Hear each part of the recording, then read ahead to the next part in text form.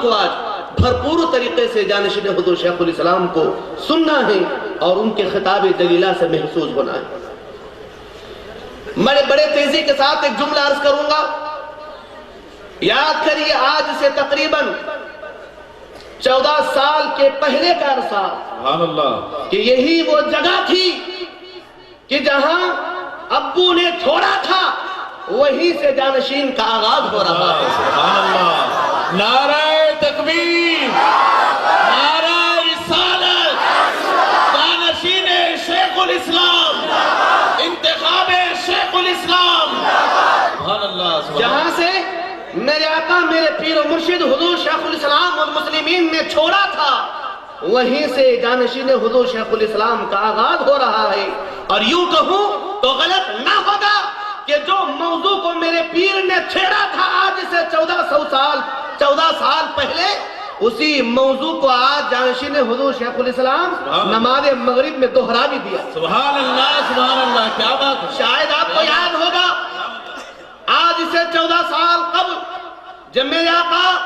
تاجدار اہل سنت امام المتکلمین رئیس المحققین امام حمام ابو الحمزہ سید محمد مدنی میاں طول اللہ عمرہ الکریم نے یہاں جو خطاب فرمایا، موضوع سخن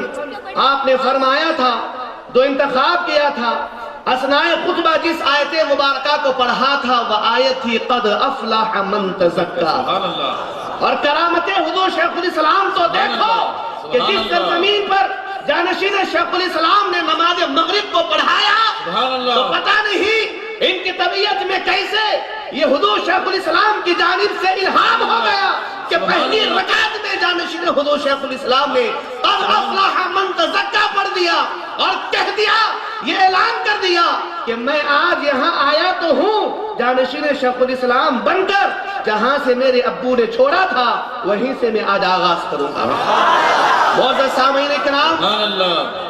نعرہ رسالت، سبحان اللہ۔ میں کیا، میری حقیقت کیا،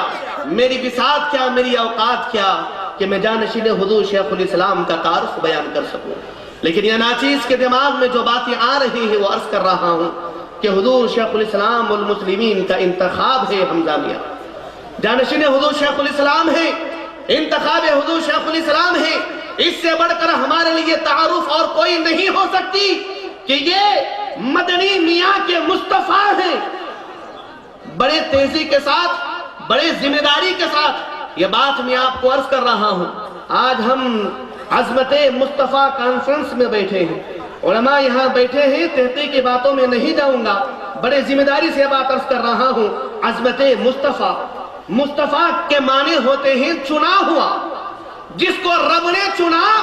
وہ رسول ہمارا مصطفیٰ ہے، جس کو میرے پیر نے چنا وہ حمزہ میاں مصطفیٰ ہے۔ اور آج ہم انتخاب حضور شیخ الاسلام اس میں مصطفیٰ کے عظمت مصطفیٰ کو سماعت کرنے کے لیے جمع ہے، عظمت مصطفیٰ کو سماعت کرنے کے لیے جمع ہے۔ سامعین کرام، اس سے بڑھ کر میں آپ کے سامنے کیا عرض کروں کہ جس کی پرورش میرے پیر و مرشد تاجدار اہل سنت حضور شیخ الاسلام نے کیا ہو، جس کو دیکھ کر صبح و شام میرے آقا جھوما کرتے تھے، مسرت سے رہا کرتے تھے، ان کی ذات کی عظمتوں کا کیا کہنا، ان کے بلندیوں کا کیا کہنا، ان کی رفعتوں کا کیا کہنا، ان کی شان کا کیا کہنا۔ ارے آج میرے پیر و مرشد حضور شیخ الاسلام والمسلمین کا دنیا کے کونے کونے میں، دنیا کے چپے چپے میں، دنیا کے نگر نگر میں، دنیا کے ڈگر ڈگر میں میرے پیر حضور شیخ الاسلام والمسلمین کا ڈنکا بجتا ہے۔ اس لیے میرا پیر صرف مفتی نہیں ہے، صرف محقق نہیں ہے، میرا پیر محقق اعظم ہند ہے، مجدد دوران صدی ہے، اور میرے پیر کی نگاہ جس جانب بڑھ جاتے ہیں دنیا کے بڑے بڑے علماء مفتیوں کو وہاں تک پہنچنے کے لیے 25 سال کا عرصہ لگ جاتا ہے۔ سبحان اللہ، سبحان اللہ۔ نعرہ رسالت، نعرہ رسالت۔ اب اندازہ کریے کہ جس کی نگاہ شریعت میں ایسی تیزی کے ساتھ بڑھتی ہے کہ دنیا کا بڑا سے بڑا محقق کی نگاہ پہنچنے کے لیے 25 سال ہو جاتے ہیں۔ یاد کریے اس فتوے کو جب حضور شیخ الاسلام والمسلمین نے اپنے قلم مبارکہ کے نوک سے سپرد قرطاس فرما دیا، دنیا کے کونے کونے میں آوازیں اٹھی، دنیا کے کونے کونے میں اس کو لے کر چرچے میں لایا گیا، لیکن میرا پیر اپنی جگہ مسند پر بیٹھا رہا، مسند تحقیق پر بیٹھا رہا، ایسی مضبوطی کے ساتھ کہ کچھ کہنے کی حاجت نہ پڑی۔ جنہوں نے آواز اٹھایا انہوں نے خود اس کے بارے میں جواب دے دیا، اور جنہوں نے فتویٰ دیا ویڈیو ٹی وی کے تعلق سے، ان کا چینل 20 سال کے بعد آتا ہے، لیکن جنہوں نے انکار کیا فتوے کے 8 سال بعد ہی انہوں نے چینلوں کو شروع کر دیا۔ غرض کے میں بتانا یہ چاہتا ہوں کہ جس کی نگاہ اتنی تیزی کے ساتھ بڑھتی ہو، جب اس نگاہ نے حمزہ میاں کا انتخاب کیا ہو تو بتاؤ کہ ان کی شان کیا ہوگی۔ تو میں آپ کے سامنے ایک ہی جملے میں عرض کروں گا کہ جس طرح حضور شیخ الاسلام کے فتوے کو عالم کو سمجھنے کے لیے 25 سال درکار ہوئے، اسی طرح بلا کسی تشبیہ و تمثیل کے یہ کہوں گا کہ حمزہ میاں کو سمجھنے کے لیے بھی زمانے کو 2 سال درکار ہوں گے، 2 سال کی ضرورت پیش آئے گی۔ حضور شیخ الاسلام والمسلمین کے انتخاب حمزہ میاں، اور تعارف میں کیا عرض کروں، ایک بات عرض کر اپنی بات کو میں اختتام کی طرف بڑی تیزی سے لاؤں گا کہ آج ہم نبی پاک کی میلاد کی محفل میں جمع ہیں، سامعین محترم، نبی پاک کی نور کی عظمتوں کو سننے کے لیے جمع ہیں، لیکن مثالیں تو ہم مسلسل جلسوں میں دیتے آ رہے ہیں، لیکن آج میں آپ کو ایک پریکٹیکل مثال دوں گا۔ نبی کے نور کی شان کو سمجھنے کے لیے ایک پریکٹیکل مثال میں آپ کو دوں گا۔ وہ کیسے آپ سمجھیں گے کہ نبی کی دنیا میں تشریف آوری ہوئے، نبی کی میلاد مبارکہ ہوئے، 1490 پر 1 سال کا عرصہ گزر گیا، 1491 سال کا عرصہ گزر گیا۔ نبی کے نور کے بارے میں ہم بتاتے ہیں کیسے تھے، فلاں تھے، وغیرہ وغیرہ، لیکن ایک بات میں آپ کو بتا دوں بڑی تیزی سے، جو عقل مند ہے بڑی تیزی سے میری بات کو لے لیں گے۔ 1491 سال پہلے مصطفیٰ کا نور آیا، اس کی روشنی کے بارے میں سمجھنا ہو، اس کی نکھت کے بارے میں سمجھنا ہو، اس کی رفعت کے بارے میں سمجھنا ہو، اس کے آتاب ناکیوں کے بارے میں سمجھنا ہو، اس کے ضیاء پاشیوں کے بارے میں سمجھنا ہو، تو آج دیکھو اپنی ماضی کی نگاہ سے اس اولاد رسول، اولاد علی، شہزادے حضور شیخ الاسلام کو، خاندان مخدوم مشرف کو، خاندان غوث اعظم کے چشم و چراغ کو، جب 1491 سال آنے والے ایک شہزادے رسول کے نور کا یہ عالم ہوگا تو 1491 سال پہلے نور کا کیا عالم ہوگا؟ تکبیر، نعرہ رسالت، جانشین شیخ الاسلام، انتخاب شیخ الاسلام، نعرہ رسالت۔ جب اس نور کا یہ عالم ہو تو 1491 سال پہلے مکہ کی دھرتی پر قبیلہ قریش میں، خاندان بنو ہاشم میں، آمینہ کے بچن اطہر سے عبداللہ کا لاڈلا جب دنیا میں جلوگر ہوا تو اس نور کا کیا عالم ہوگا؟ آج میں صرف جملوں سے نہیں آپ کو بتا کر سمجھا رہا ہوں، آپ کو دکھا کر بتلا رہا ہوں۔ جب سے چاند ربیع الاول کا نکلا ہے، جب سے روزانہ رات میں آپ مجھے شہر کے مختلف علاقوں میں سن ہی رہے ہیں، میں مثالیں دیتا تھا جملوں کے بندشوں میں، لیکن آج آپ کو مثال دکھا رہا ہوں۔ آخری بات مجھے عرض کرنی ہے، آخری بات عرض کر کے اپنی بات اپنے میں جگہ دوں گا۔ حضور شیخ الاسلام والمسلمین اپنی حیات طیبہ کے اندر تقریباً 45 سال کا عرصہ تبلیغ اور اشاعت دین اور اشاعت سنیت میں لگایا۔ دنیا کا کوئی حصہ نہیں بچا، دنیا کا کوئی کونا نہیں بچا، دنیا کی کوئی نگر ڈگر نہیں بچی جہاں میرا پیر جا کر اسلام کی قلعوں کو مضبوط کرنے کا کام نہ کیا ہو۔ سنیت کا استحکام پہنچانے کا جو ذمہ میرے پیر و مرشد نے اپنے نازک کاندھوں پر لیا، پتہ نہیں کیسی بوجھ اٹھانے والی شخصیت صدیوں بعد دنیا میں آتی ہے، صدیوں بعد دنیا میں آتی ہے۔ میرے پیر نے جو کارنامہ انجام دیا، کبھی زمانہ اس کو فراموش نہیں کر سکتا۔ لیکن 45 سال کا عرصہ گزرنے کے بعد اچانک حضور شیخ الاسلام روپوش ہو گئے، لوگوں کے درمیان جلسوں مجلسوں میں آنے کو سے اعتراض کرنے لگے، اور اپنے گھر پر اپنے حجرے میں بیٹھ کر میں بار بار جو تفسیر اشرفی کے درس کے درمیان کہتا ہوں کہ جب حضور شیخ الاسلام والمسلمین تفسیر کا کام کر رہے تھے، قلم ان کا چل رہا تھا لیکن لکھا حضور محدث اعظم رہے تھے۔ غرض کے 5-6 سال کے عرصے میں میرے پیر نے وہ تفسیر کلام مجید کا کام انجام دیا جس سے زمانہ محروم تھا۔ ایسے تو تفاسیر بے شمار ہیں، درس نظامی میں بھی ہم نے بے شمار تفسیروں کو پڑھا، چاہے وہ تفسیر جلالین ہو، چاہے وہ بیضاوی ہو، چاہے وہ کشاف ہو یا اور کوئی تفاسیر ہو، ہم نے پڑھا ہے۔ لیکن زمانہ آج شاید ہے، علماء اس بات کو جانتے ہیں کہ جس انداز سے میرے پیر و مرشد نے تفسیر اشرفی کا کام کیا، تفسیر ساتھ میں ملا دیا، ترجمے کو ساتھ میں شامل کر دیا، پڑھتے جائیں تو ایسا معلوم ہوتا ہے جو اعلیٰ حضرت بریلوی امام احمد رضا خان فاضل بریلوی نے بریلی کے سرزمین سے جب معرف القرآن کو دیکھ کر فرمایا تھا، شہزادے ایسا لگتا ہے گویا تو اردو میں قرآن لکھ رہا ہے۔ اس کو ہم نے دیکھا سنا تھا، لیکن حضور شیخ الاسلام نے تفسیر کے لڑی میں پرو کر اس کو ثابت کر دیا۔ میں بات یہ عرض کرنا چاہتا ہوں کہ 5-6 سالوں میں تفسیر اشرفی کا کام مکمل ہوا، پہلے 10 جلدوں میں، اس کے بعد 6 جلدوں میں ہمارے سامنے آئی، لیکن تفسیر کو ہم نے دیکھا، لیکن اور ایک تفسیر حضور شیخ الاسلام والمسلمین نے تیار کر رکھی ہے، بس اسی کی طرف اشارہ کر کر میں اپنی جگہ لوں گا۔ یہ تفسیر تو حضور شیخ الاسلام والمسلمین نے سید التفاسیر المعروف بہی تفسیر اشرفی کے نام سے کر دیا، لیکن ایک اور تفسیر ہے جس کو ہم آج تک سمجھ نہیں پاتے، جس کو آج تک شاید ہمارے ذہنوں میں نہیں آیا ہو۔ یہ پیر میرے حضور ہی کا کرم ہے جو میرے ذہن میں یہ بات ڈالی جا رہی ہے۔ ایک اور تفسیر ہے جس کے 10 جلدیں نہیں ہیں، جس کے 6 جلدیں نہیں ہیں، جس کے صرف 2 ہی جلدیں ہیں۔ یہ ایک جلد ہمارے سامنے بیٹھا ہے اور ایک جلد عسکری میاں کی شکل میں موجود ہے۔ اس تفسیر کی ایک جلد حضور فاضل بغداد حضور عسکری میاں مدد اللہ النورانی ہے، اور ایک تفسیر کی دوسری جلد حضور ابو محمد حمزہ میاں مدد اللہ النورانی ہے۔ معزز سامعین کرام، کہنے کے لیے تو اتنے تعارفات ہیں کہ ہم عرض کرتے چلے جائیں، زندگی کی سانسیں ہمارے لیے بہت کم نظر آئیں گی، لیکن ہم جانشین شیخ الاسلام عرض کرتے چلے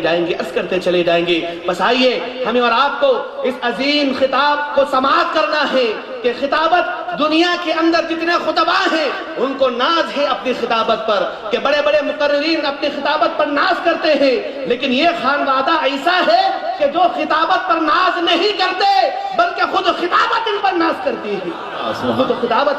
کرتی ہے۔ میں اپنے ان جملوں کو، اپنے جذباتی کیفیات کو اپنے گرفت میں لیتا ہوا، اپنی بات کو نہ چاہتے ہوئے یہیں پر روکتا ہوں، اس لیے کہ خطاب ہمیں سماعت فرمانا ہے۔ رب تبارک و تعالی ہمیں ایسا حسین موقع، ایسی حسین رات زندگی میں بار بار دکھلائے۔ دنیا تو عید کے انتظار میں 12 تاریخ 13 تاریخ کے انتظار کر رہی ہے، لیکن آج شہریان بلہاری والوں کے لیے آج ہی ربیع الاول کی عید ہو گئی۔ وآخر دعوانا الحمدللہ رب العالمین۔ السلام علیکم ورحمۃ اللہ۔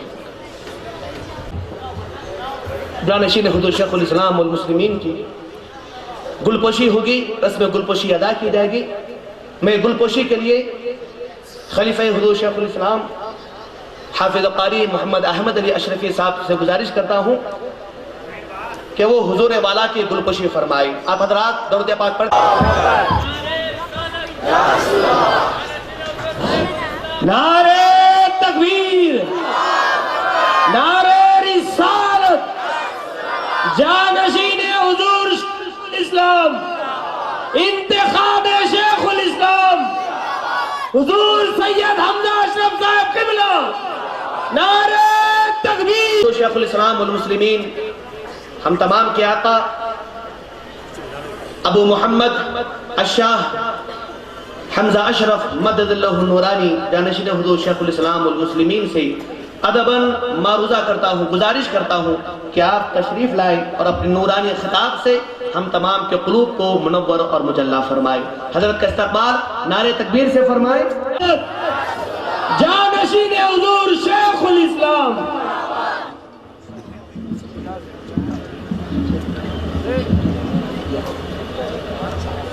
شیخ الاسلام، نور عین شیخ الاسلام حضور سید حمزہ اشرف صاحب قبلہ،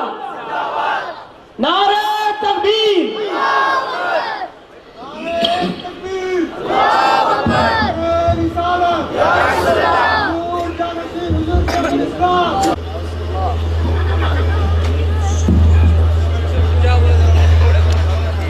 حاضرین محفل رسول اور منبر نور پر جلوہ فرما علماء کرام، ذوی الاحترام، سادات اعظام، السلام علیکم ورحمۃ اللہ وبرکاتہ۔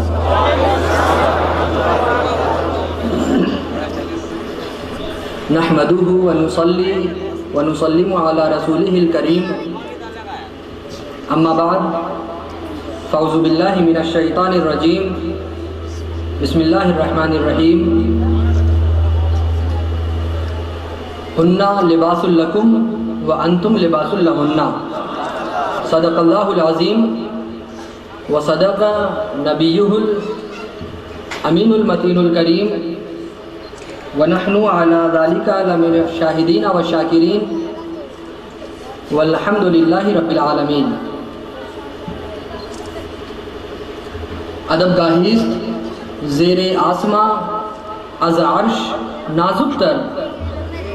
ادب گاہیست زیر آسماں از عرش نازک تر، نفس گم کردہ می آید جنید و بایزید ایجا، نفس گم کردہ می آید جنید و بایزید ایجا، منا علینا ربنا اذ بعث محمدا ایدہ بایدہ ایدنا باحمدا، ارسلہ مبشرا ارسلہ ممجدا، صلو علیہ دائما صلو علیہ سرمدا۔ ایک بار نبی اور آل نبی کی بارگاہ میں بآواز بلند درود پاک کا نذرانہ عقیدت پیش فرمائیں۔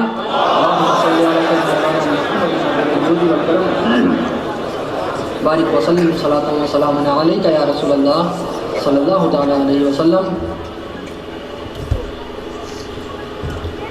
نثری انداز میں کچھ اشعار پیش خدمت ہیں، ملاحظہ فرمائیں۔ سیدی کونین سلطان جہاں، سیدی کونین سلطان جہاں، ظل یزداں شاہدین عرش آستاں، ظل یزداں شاہدین عرش آستاں، کل سے اعلیٰ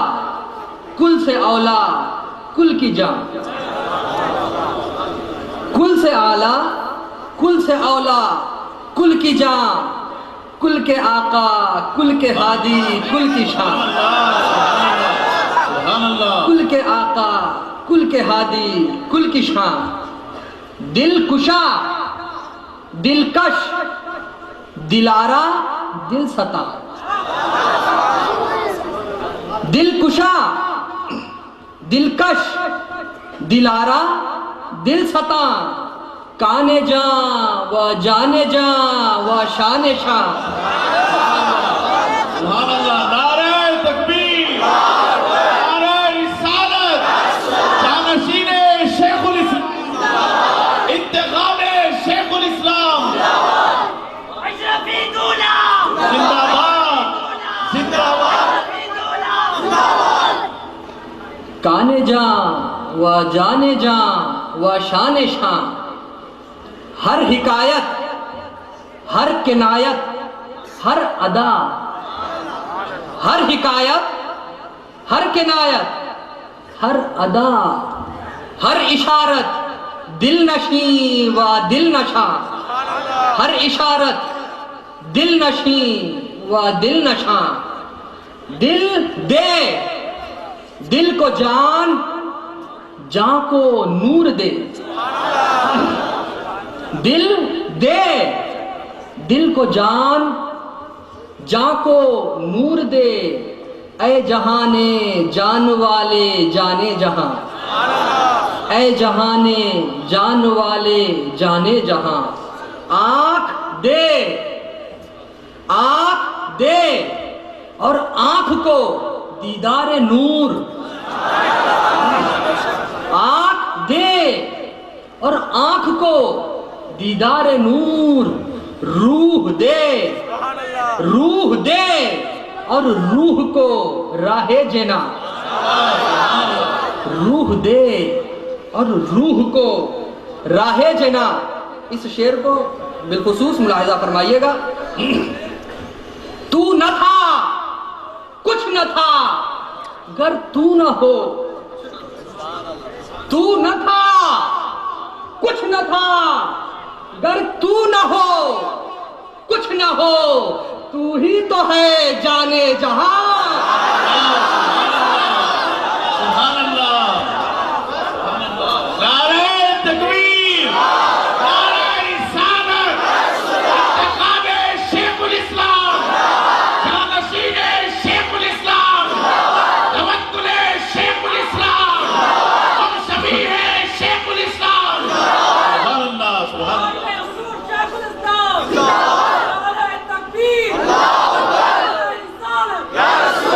دوبارہ آتا ہوں حضور دوبارہ تو نہ تھا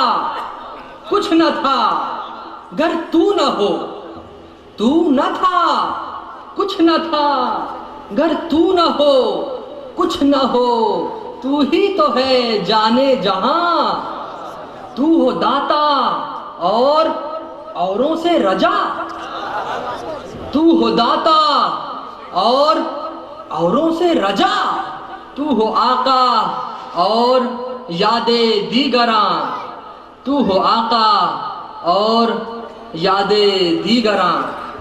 ایک بار اور نبی اور آل نبی کی بارگاہ میں بآواز بلند درود پاک کا نذرانہ عقیدت پیش فرمائیں محمد معدن الجود والکرم وآلہ وبارک وسلم صلاۃ و سلام علیک یا رسول اللہ صلی اللہ تعالی علیہ وسلم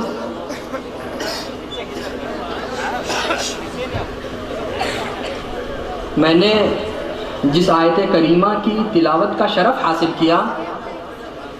جس آیت کریمہ کو سرنامہ بیان قرار دیا ہنہ لباس لکم وانتم لباس لہن آئیے اس کا سلیس اور آسان ترجمہ سمجھنے کی کوشش کریں اللہ تعالیٰ فرماتا ہے آسان انداز میں آپ کو سمجھاؤں آپ کی ذہنیت کو مد نظر رکھتے ہوئے اللہ تعالیٰ فرماتا ہے کہ عورت مرد کا لباس ہے اور مرد عورت کا لباس ہے اب یہ آیت کریمہ ہمیں کیا درس دے رہی ہے آئیے اسے ہم اپنے انداز میں سمجھنے کی کوشش کریں اللہ تعالیٰ اس آیت کریمہ کی روشنی میں اس آیت کریمہ کے ذریعے اس آیت کریمہ کو وسیلہ بنا کر ہمیں کیا تعلیم دینا چاہ رہا ہے ہمیں کیا سیکھ دینا چاہ رہا ہے آئیے اسے ہم اپنے انداز میں آج کے ماحول کے انداز میں آج کے ماحول کو مد نظر رکھتے ہوئے سمجھنے کی کوشش کریں کچھ سنجیدہ پہلوؤں پر روشنی ڈالنا چاہوں گا میری گزارش ہے آپ حضرات سے کہ بڑی سنجیدگی و متانت کے ساتھ میری گفتگو کو سمجھنے کی کوشش کریں گے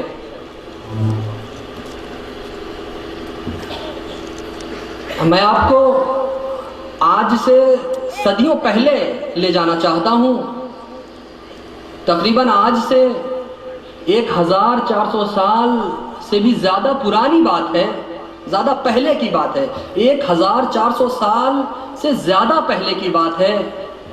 ملک عرب جس طرح ہمارا ہندوستان ایک ملک ہے ایک کنٹری ہے اسی طرح ملک عرب کے حالات بڑے ناگفتہ بہ تھے یوں کہیے کہ ملک عرب کے معاملات سیاہ کاغذ پر بلیک پیپر پر لکھنے کے لائق تھے آسان انداز میں آپ کو یوں بتاؤں شارٹلی کہ ملک عرب کے حالات بڑے خراب تھے جو ملک عرب تھا اس کے حالات بہت خراب تھے لوگ پتھر کے بنے ہوئے بتوں کی پوجا کیا کرتے تھے ستاروں کو اپنا خدا مانا کرتے تھے کاہنوں کا کہنا مانتے تھے حلال و حرام کی تمیز نہیں تھی لوگوں کو جائز و ناجائز کے درمیان فرق کرنا لوگ نہیں جانتے تھے لوگوں کو نہیں پتا تھا کہ کیا صحیح ہے اور کیا غلط ایک والدین کو اپنے بچے کے ساتھ کیسا سلوک کرنا چاہیے والدین یعنی ماں باپ کو نہیں پتا تھا ایک ماں باپ کی اپنے بچے کے لیے کیا ذمہ داریاں ہیں ماں باپ نہیں جانتے تھے ایک بچے کو اپنے والدین یعنی اپنے ابو امی کا ادب و احترام کس انداز میں کرنا چاہیے بچے کو نہیں پتا تھا چونکہ زمانے جاہلیت تھا جاہلیت کا زمانہ جاہلیت کا دور تھا ایک بچے کا اپنے والدین کے لیے کیا، ایک بچے کے اپنے والدین کے لیے کیا ضروریات ہیں، کن باتوں کا خیال رکھنا چاہیے، اسے نہیں پتا تھا۔ زوجین یعنی کہ میاں بیوی، ہسبینڈ وائف جو ہوتے ہیں، ہسبینڈ وائف کو آپس میں کس انداز میں رہنا چاہیے وہ نہیں جانتے تھے۔ ایک شوہر کو یہ نہیں معلوم تھا کہ ایک وقت میں ایک شوہر کو کتنی بیویاں رکھنا جائز ہے، ایک شوہر کا اپنی بیویوں پر کیا حقوق ہے، ایک شوہر کے لیے اپنی بیویوں پر کیا ذمہ داریاں ہیں، شوہر کو نہیں پتا تھا۔ ایک بیوی کو اپنے شوہر کا ادب و احترام کس انداز میں کرنا چاہیے، بیوی کو اس کا علم نہیں تھا، کوئی بتانے والا نہیں تھا۔ ایک بیوی کی اپنے شوہر کے لیے، اپنے بال بچوں کے لیے کیا ذمہ داریاں ہیں، وہ بیوی نہیں جانتی تھی۔ گھر آئے ہوئے مہمان کی مہمان نوازی کا انداز کیا ہونا چاہیے، لوگوں کو نہیں پتا تھا۔ مہمان کی عزت و عظمت کیسے کرنی چاہیے، جہالت کی وجہ سے، کم نالج کی وجہ سے، لا علمی کی وجہ سے لوگ نہیں جانتے تھے۔ تجارت کس انداز میں ہونی چاہیے، لوگوں کو نہیں پتا تھا کہ تجارت میں کیا حلال ہے، کیا حرام، تجارت میں ہمارے لیے کیا جائز ہے، کیا ناجائز، لوگ نہیں جانتے تھے، چونکہ جہالت کا وقت تھا، جہالت کا دور تھا۔ نسبی قرابت دار یعنی کہ خونی رشتہ دار جو ہمارے خاندان والے ہیں، ہمارے ریلیٹیوز ہیں، ان کے ساتھ ہمیں کیسا سلوک کرنا چاہیے، کیسا ویوہار کرنا چاہیے، کیسا رویہ اختیار کرنا چاہیے، لوگ نہیں جانتے تھے۔ تو اللہ تعالیٰ نے اپنے محبوب کو اس دنیا میں بھیجا کہ وہ ہمیں بتائیں کہ اے لوگوں، تم پتھر سے بنے ہوئے جس بت کی پوجا کرتے ہو، اس بت کی پوجا مت کرو۔ تم پتھر سے بنے ہوئے جس بت کو اپنا خدا مانتے ہو، اس بت میں تو اتنی بھی طاقت نہیں ہے کہ اگر اس بت پر ایک چھوٹی سی مکھی بیٹھ جائے تو وہ اسے بھی نہیں ہٹا سکتا۔ اے لوگوں، لہٰذا اللہ نے اپنے محبوب کو بھیجا کہ وہ ہمیں تعلیم دیں کہ اے لوگوں، تم پتھر سے بنے ہوئے اس بت کی پوجا مت کرو، بلکہ اس ذات کی پوجا کرو جس ذات نے اس پتھر کو پیدا فرمایا۔ تم پتھر پر بیٹھنے، تم پتھر سے بنے ہوئے اس بت کی پوجا مت کرو جو اپنے اوپر بیٹھی ہوئی مکھی کو بھی نہیں ہٹا سکتا، تم اس ذات کی پوجا کرو۔ خدا نے اپنے محبوب کو بھیجا کہ وہ ہمیں درس دیں، ہمیں تعلیم دیں، ہماری غلطیوں کو سدھاریں، ہمیں سکھائیں کہ اے لوگوں، تم اس ذات کی پوجا کرو جس ذات کے صدقے اس چھوٹی سی مکھی میں پر ہلانے کی طاقت پیدا ہوتی ہے۔ خدا نے اپنے محبوب کو بھیجا کہ اے لوگوں، تم ستاروں کو اپنا خدا مت مانو، تم اس ذات کو اپنا خدا تسلیم کرو، اس ذات کی بارگاہ میں اپنی پیشانی جھکاؤ جس ذات کے صدقے ان ستاروں میں ٹمٹمانے کی طاقت پیدا ہوتی ہے۔ خدا نے اپنے محبوب کو اس دنیا میں بھیجا کہ وہ ہمیں تعلیم دیں، ہمیں سکھائیں کہ حلال و حرام کے درمیان کیا فرق ہونا چاہیے، وہ ہمیں بتائیں کہ جائز و ناجائز میں کیا تمیز ہونی چاہیے، وہ ہمیں بتائیں کہ صحیح غلط کا فیصلہ کس انداز میں کرنا چاہیے۔ خدا نے ہمیں اپنے محبوب کو اس دنیا میں بھیجا کہ وہ ہمیں تعلیم دیں کہ اے لوگوں، تم کاہنوں کا کہنا مت مانو، جوتشیوں کے کہنے میں مت آؤ، بلکہ قرآن کا کہنا مانو۔ قرآن جن چیزوں کے کرنے کا حکم دیتا ہے انہیں کرو، جن چیزوں سے روکتا ہے ان سے باز رہو۔ خدا نے اپنے محبوب کو اس دنیا میں بھیجا کہ اے لوگوں،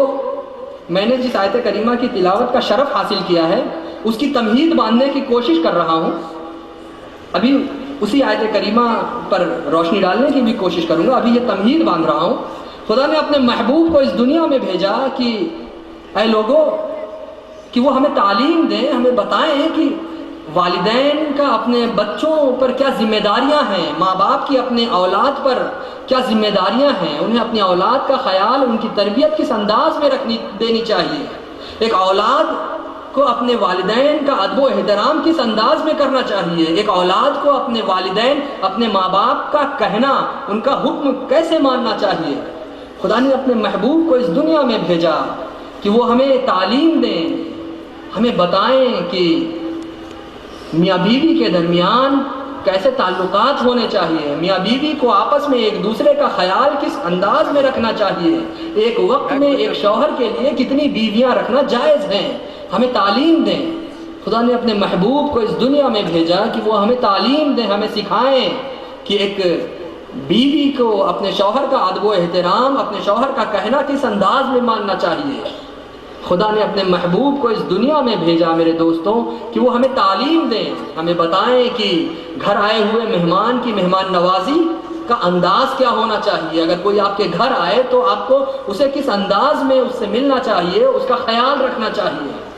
خدا نے اپنے محبوب کو اس دنیا میں بھیجا کہ وہ ہمیں تجارت کا طریقہ